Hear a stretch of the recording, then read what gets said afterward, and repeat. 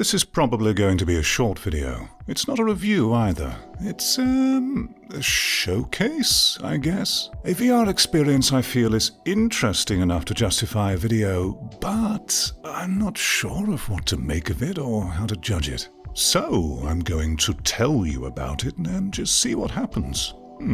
T for G initially interested me because of its presentation. The name is unusual, and to me implies there's a deeper thought, focused experience here, and not just another cookie-cutter game in an already oversaturated genre. It's built around real-world movement. Those of you familiar with me know that I'm all for more real-world movement in VR. And it handles making you move in a really interesting, dare I say, technically innovative way, even if you have a small play area, because it uses the impossible space concept to generate continuous paths using tiles within your play space.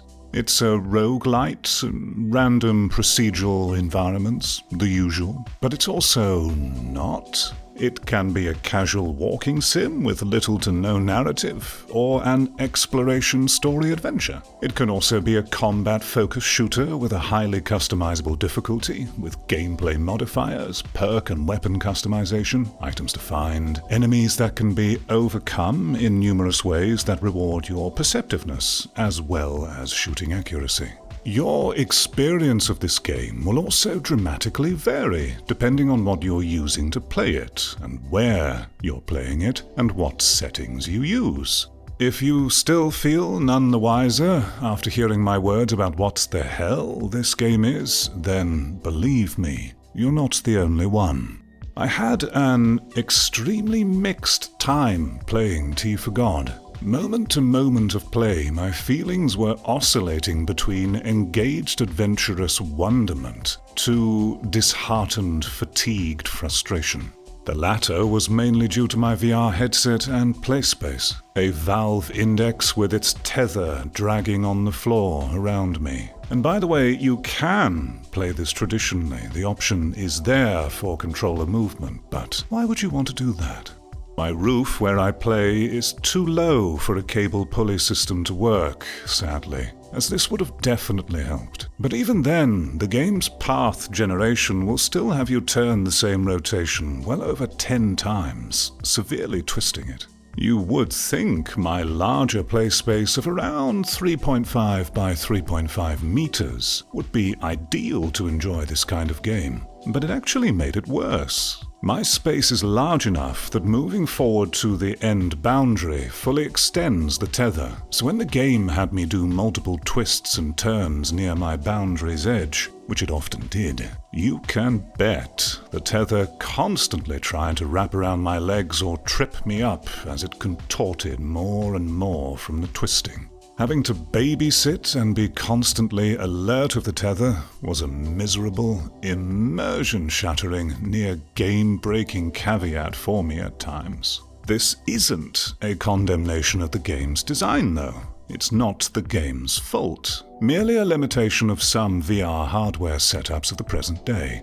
So, in that sense, T for God is kind of ahead of its time, and I've mentioned all of this just as a warning to those who have a similar play situation to mine. Playing wireless, if you can, is 1000% the way to go here. Second to that would be a system that keeps the tether out of your way somehow. I eagerly look forward to when all VR headsets can connect wirelessly to PC. It will be a huge liberation for VR.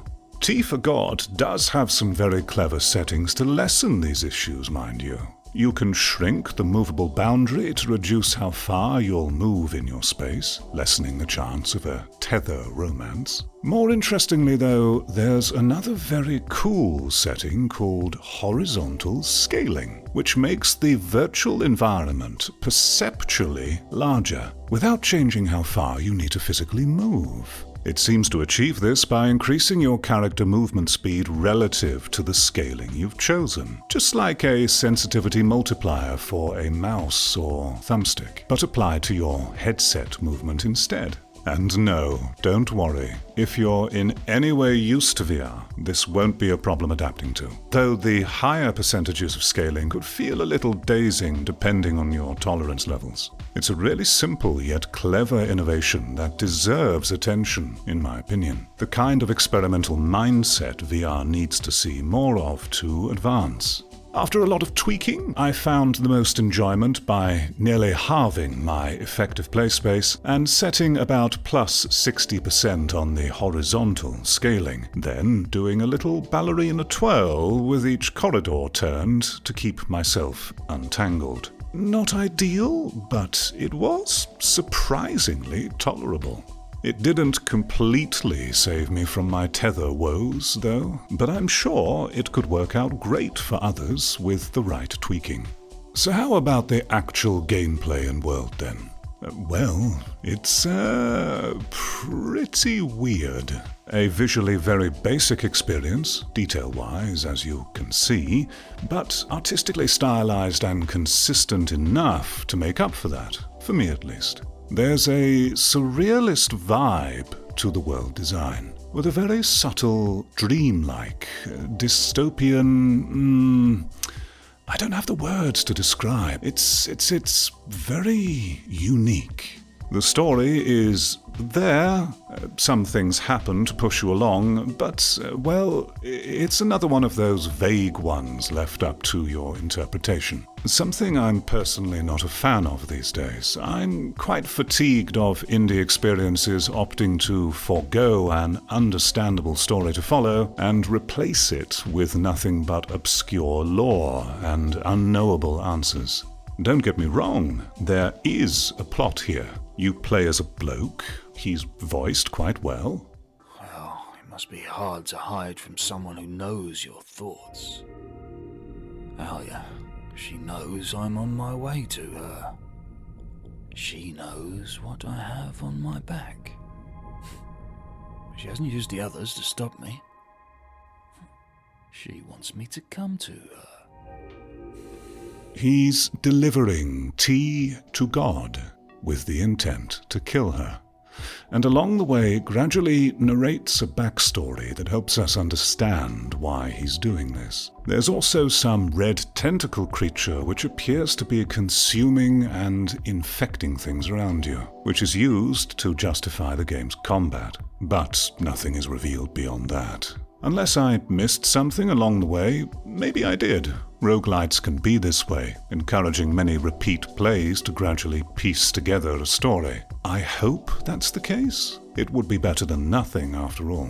I didn't make it through a second playthrough before writing this script, though, due to my tether issues. That's why I'm not calling this a review. The combat will have you face off against different kinds of, I'm assuming, infected robots. And as I said earlier, some are best overcome with a bit of intelligence and observation rather than just shooting or whacking them. Which you can do, by the way. You can whack them and do some damage. If you haven't switched on modifiers to bypass it, the combat can get quite intense, and how your world has been generated will have a big effect on how it plays out. You'll then encounter stations that let you choose perks and active abilities, and later can switch components of your guns to change how they behave. You can kind of swap them around. All done in a nice, simple, lovely, VR-centric physical ways that matches the world. We love to see it. What else can I say, really? That's pretty much the gist of it. What you see behind my words can fill the gaps for you.